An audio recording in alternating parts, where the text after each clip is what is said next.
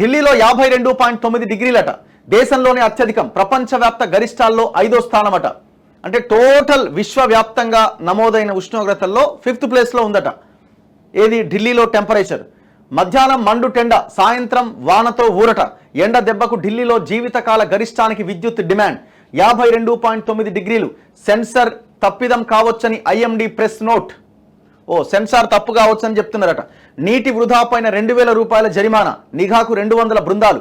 ఢిల్లీ జలమండలికి ఆ రాష్ట్ర జలవనరుల మంత్రి అతీషి ఆదేశాలు. నేడే కేరళకు నైరుతి, రేపు తెలంగాణలో కొన్ని జిల్లాల్లో వర్షాలు.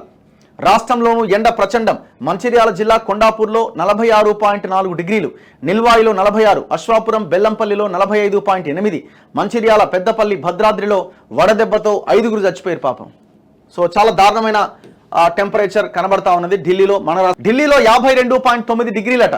దేశంలోనే అత్యధికం. ప్రపంచవ్యాప్త గరిష్టాల్లో 5వ స్థానమట. అంటే టోటల్ విశ్వవ్యాప్తంగా నమోదైన ఉష్ణోగ్రతల్లో 5th ప్లేస్లో ఉందట. ఏది ఢిల్లీలో టెంపరేచర్.